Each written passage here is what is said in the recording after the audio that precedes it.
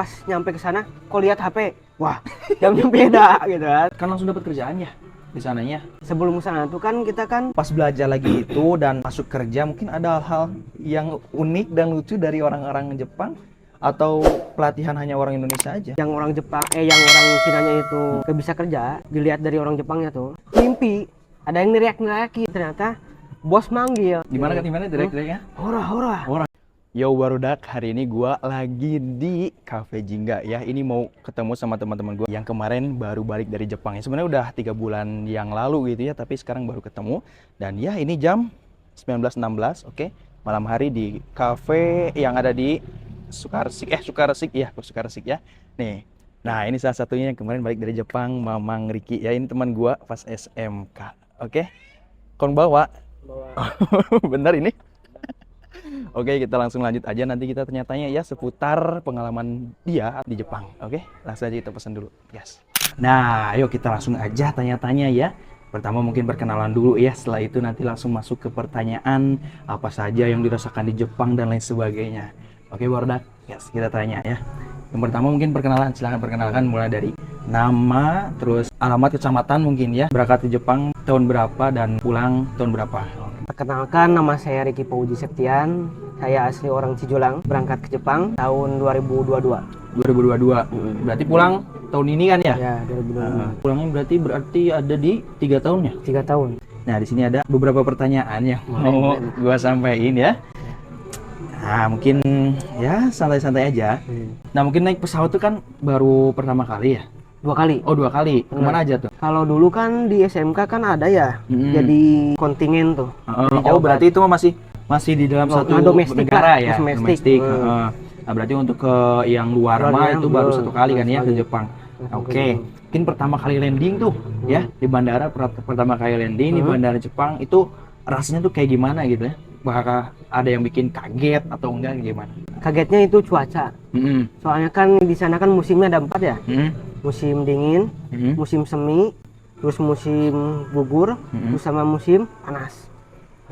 Kagetnya di cuaca berarti. Cuaca. Terus kan ada perbedaan jam tuh. Terasa nggak sih sebenarnya? Kalau pas berangkat gak kerasa ya. Cuma pas nyampe ke sana kok lihat HP, wah jamnya beda gitu kan. Berarti jamnya berubah gitu tiba-tiba berubah gitu. Kok tadinya jam segini ya, kok jadi ke sana malam. Lebih cepat kan ya? Lebih 2 cepat, jam. 2 jam kan ya? 2 jam.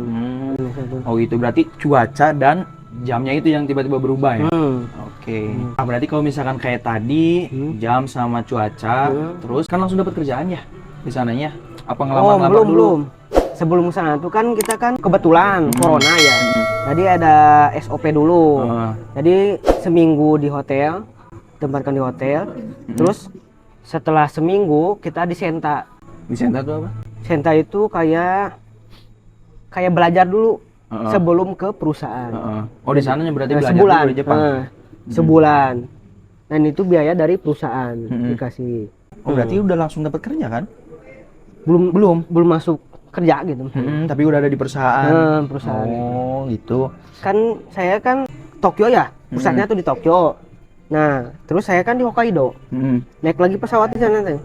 Naik lagi pesawat di Jepang tuh. Pesawat domestik lagi ke Hokkaido dari Tokyo. Tadi kan yang bikin kaget itu cuaca, waktu dan lain sebagainya. Terus pas nyampe di sana belajar lagi. Selama sebulan. Terus pas belajar lagi itu dan masuk kerja, mungkin ada hal yang unik dan lucu dari orang-orang Jepang atau pelatihan hanya orang Indonesia aja? Oh, di sana tuh kan pas itu kan ada orang Cinanya ya. Oh, ada orang Cina? Sebelum saya tuh ada orang Cina. Orang Cina 2 orang, laki-laki dan perempuan. Ya, tuh. Dia tuh hampir 1 tahun ya di sana. Setelah saya tuh mau berapa bulan gitu dia beres kontrak. Gitu. Pas pelatihan atau pas kerja? Pas kerja. Oh, pas kerja. Ada gak hal-hal yang lucu dan unik gitu dari orang Cina atau orang Jepangnya langsung? Kalau responnya ya orang Jepang, karena saya berdua sama ini teman perusahaan tuh, karena dia yang orang Jepang yang orang Cinanya itu gak bisa kerja, dilihat dari orang Jepangnya tuh gak bisa kerja, terus orang Cina juga bisa kerja. dilihatnya terus sama bahasa kurang. Orang Cina itu Cuma jagonya orang Cina tuh kanjinya. Hmm. Kanji itu kan seaksara Cina itu kayak gitu. Kanji itu. Jadi karena perusahaan tuh gak dilihatnya, oh iya ini gak kerjaan. Nah ini kita datang nih orang Indo. Jadi orang Indo tuh kelihatannya, oh ini kayaknya kerjanya bagus. Terus bahasanya bisa menyesuaikan. Nah di sana responnya bagus. Begitu gitu. Berarti Jadi, kalau dibandingin sama orang Cina, mungkin nggak semua orang Cina ya, mungkin hanya ya, dia aja boleh gitu. yang Oknum. kurang kerja. Oknum. Oke. Oke, selanjutnya nih ya ada beberapa pertanyaan lagi, mungkin tentang kedisiplinan mungkin ya. Ya. Kalau misalkan kan di Jepang itu terkenal sama budaya yang disiplin gitu ya, orang-orang itu disiplin, baca buku dan lain sebagainya, mungkin kerjanya on time banget gitu. Gimana kedisiplinan di sana sama di sini bedanya apa? Jam. Jadi jam. Ngaret. Kalau di sini kan OTW ya. Kalau OTW tuh kalau di Oke, sini tungguan we gitu. Oke, tungguan we ya. Tapi nyampainya kapan gitu kan? Tapi di sana kan OTW itu. Jadi sebelum kegiatan rencana misalnya kita mau liburan nih ke sini ya. Rencana sebulan. Harus rencana sebulan. Jadi rencana sebulan itu direncanain mau kemana. Terus udah beres terus makan apa. Udah terus kemana aja. Pulang gitu. Direncanain itu ya. Sama detail. Terus kalau misalnya jam kerja ya, kalau saya pribadi ya, walaupun gak diajarin ya, tapi sama teman saya 5 misalnya jam 6 ya, jam 7 om time kerja tuh jam 7. Tapi kalau saya berangkat kerja tuh jam 6.40, jam 6.30 udah di lokasi. Ngapain aja tuh kan? Misal jam 6.40 deh, 20 menit itu ngapain aja? Paling beres-beres. Jumbi. Kalau bahasa Jepangnya jumbi. Ya, beres-beres tuh ya. Beres-beres misalnya sapu-sapu naon gitu kan. Jadi bagus banget ya. Bagus. Pernah lihat gak orang-orang kalau misalkan pulang kerja nih, ada anak sekolah dan sebagainya lagi baca buku di jalan atau di KRL mungkin di kereta gitu. Pernah lihat nggak? Pernah. Banyak yang Banyak kayak gitu. Banyak. Okay. Tapi gak terlalu banyak sih. Adalah segelintir gitu sih. Kayak ini buat barudak ya yang apa ya, yang tahu gitu ya kedisiplinan di Jepang gimana aja, boleh banget ya, silahkan komen aja kalau misalnya kalian tahu. Nah, dengar-dengar juga nih ya, katanya selain disiplin itu ada juga jam kerjanya yang memang apa ya, lama mungkin panjang gitu ya. Banyak banget jam kerjanya, mungkin lebih dari 8 jam dan lain sebagainya. Itu termasuk lembur atau memang jam kerja dari perusahaannya memang lebih dari 8 jam atau berapa gitu? Lembur. Gimana itu? Lembur Hitungan maksudnya? lembur. Tapi untuk jam kerja normalnya berapa? 8 jam. 8 jam sama. Sampai Senin sampai Jumat 8 jam. Sabtu Minggunya kalau magang pasti itu lembur hitungnya. 8. Kalau misalnya di Senin sampai Jumat tuh 8 jam. Nah, habis itu ada lemburan lagi biasanya. Ada lemburan. Ada ya. Kadang-kadang ada lemburan gitu. Kalau di Jepang kan jadi kalau di saya itu ya perusahaannya ya pas itu tuh dulu tuh karena tambak ya di sana kan kerang gitu kayak gitu kan. Jadi jam malamnya panjang. Misalnya saya berangkat jam 12 malam. Kalau panen ini mah jam 12 malam, paling pulang jam 1 siang. Jam 1 siang. Wow. Gitu. Hampir 13 jam berarti ya? 13 jam. Itu terus itu sampai gitu. Panen. Kalau cuaca bagus, terus kalau Minggu libur. Sabtu kerja gitu. Terus berarti gitu. Liburnya cuma 1 hari. 1 hari. Terus kalau misalnya ini kan mau panen lagi kan, mau nyiapin panennya itu dari jam 1 malam sampai jam 4 sore. Itu kalau misalnya kerangnya sedikit, kalau banyak kerang. Kalau sekiranya masih banyak ya, karena kan kerang itu kan misalnya kalau kena air laut, itu kan hidup ya. Tapi kalau misalnya air hujan aja ya, itu bisa mati dia. Oh gitu? Dia bisa mati. Berarti harus pakai air laut ya? Air laut. Jadi itu di kolamnya pakai air laut ya. Oh, di kolamnya ada pakai air laut. Bisa-bisa kita itu tuh pulang bisa nyampe jam 6 sore baru bisa pulang. Oh gitu. Dan gimana besoknya lagi kerja lagi. Gimana perasaannya? Apakah pernah ngeluh capek banget atau kayak gimana? Kalau ngeluh pasti. Tapi kan memang tujuannya ke Jepang tuh buat kerja nyari uang gitu kan ya? Karena ibadah. Oh, Masya Allah. Karena ibadah dan ya tentunya uang itu bonus mungkin ya. Gitu. Oke. Jadi harus tetap semangat dan harus Enjoy lah, termotivasi enjoy. dengan itu Iya, ya. gitu, bisa. Enjoy ya. Pernah sakit gak di Jepang selama di Jepang itu? Alhamdulillah belum. Tapi kalau Belum. bosnya pernah tepar dia. Bosnya. Bosnya malah kan Bosnya malah, loh. malah Wah, soalnya emang pernah benar gitu berarti. kan. Kita nungguin ya. Heeh. Itu tuh pas panen. Kita nungguin kita kan jam 12 itu teh panen ya. Jam 12 tuh jam kerjanya, jam 12. Nah, kita tuh jam 11.30 udah standby nih di perusahaan tuh. Ditungguin berapa menit ya. Biasanya orang Jepang itu gak lama. 5 menit, 1 menit itu udah overload gitu ya jamnya. Kalau mau kerja tuh balik ke laut. Nah, itu udah nungguin 5 menit belum nyampe. Ternyata yang datang siapa? Siapa? Ibunya. Ngasih Ngasih tahu bahwa bosnya tuh sakit. Demam. Dirawat gak? Nggak dirawat di rumah. Oh. Panas kayak gitu kan. Berarti harus Ternyata benar-benar ya. nggak jadi kerja. Tuh teman-teman, jadi kalau misalnya lagi di Jepang dan lain sebagainya, mungkin negara-negara lain gitu ya, di negara orang lagi kerja, apalagi jam kerjanya sampai panjang, sampai berlarut-larut gitu ya, sampai malam dan lemburan, harus jaga kesehatan dan vitamin mungkin ya, itu Vitamin harus penting, harus itu banget, vitamin penting banget itu. Alhamdulillahnya kan perusahaan tuh nekenin kalau misalnya sakit, misalnya keadaan stamina turun, udah paham dia. Jadi kasih vitamin. Vitamin terus makanan ya.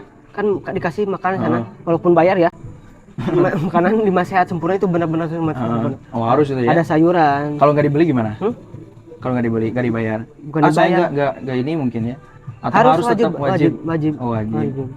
Karena kita kan ada pilihan mau bawa sendiri apa mau dari perusahaan. Kalau bawa sendiri gak usah beli, itu bisa, gak usah bayar. Tapi kan kita jam kerjanya Beda-beda ya. capek gitu kan.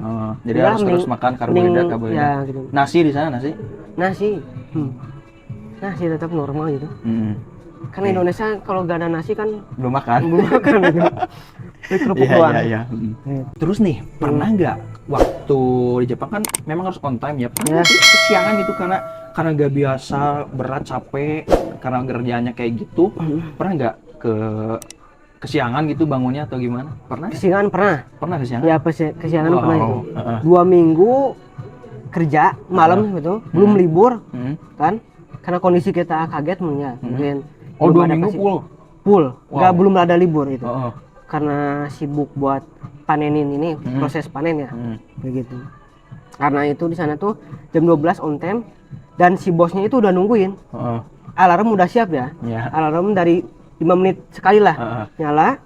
Karena kita capek mungkin ya. Terus teman saya ini ceritanya, teman saya udah bangun tidur lagi, saya juga sama gitu. Baru berapa menit lagi gitu kan. Karena beberapa menit lagi ya udahlah santai aja gitu kan. Si bangun gitu kan. Ternyata kebablasan. Itu teh dia mimpi. Ada yang neriak-neriakin. Kata mimpi saya. Gitu teh suasananya lagi di rumah. Kan? Dalam mimpi itu. Nah, teriak-teriakin ternyata bos manggil dari pintu. Belum berani orang Jepang belum berani ngebuka kamar. Pasti di itu pintu, dekat pintu. Nah, ini buat pintu teriak-teriak kan. Hora kan. Gimana teriak-teriaknya? Hora. Kiro gitu. Nah, di sana kan buru-buru ya. Teman saya hampir kelupaan, bukan hampir ya, emang kelupaan ya. Kos kaki gak pakai. Langsung buru-buru pakai boot, sepatu boot. Terus itu juga bekal makanan yang bento ya. Itu ketinggalan. Walaupun jarak walaupun jarak dari rumah ke perusahaan cuma 5 menit kan. Cuma itu kan keadaannya kan kesiangan. Baru berapa menit gitu kan, udah bosnya datang kan, udah nungguin tuh di klakson nggak nyala-nyala, nggak bangun-bangun kan. Yang ternyata hampirin kan kesiangan gitu, kayak gitu. Wah ternyata ada juga ya. Karena ternyata di balik kesiangan itu ada 2 minggu yang tidak libur-libur. Dan alhamdulillahnya pas itu tuh besoknya libur. Alhamdulillah ya, karena buruk. Tapi nggak sakit kan? Nggak. Makanya sana sering-sering doanya yang buruk-buruk, biar cuacanya buruk, biar libur. Seneng itu. Oke, mungkin dua pertanyaan terakhir nih ya. Boleh. Ini nih, kalau misalnya ada penonton atau barudak yang pengen kerja di Jepang, tipsnya apa dari kamu sendiri?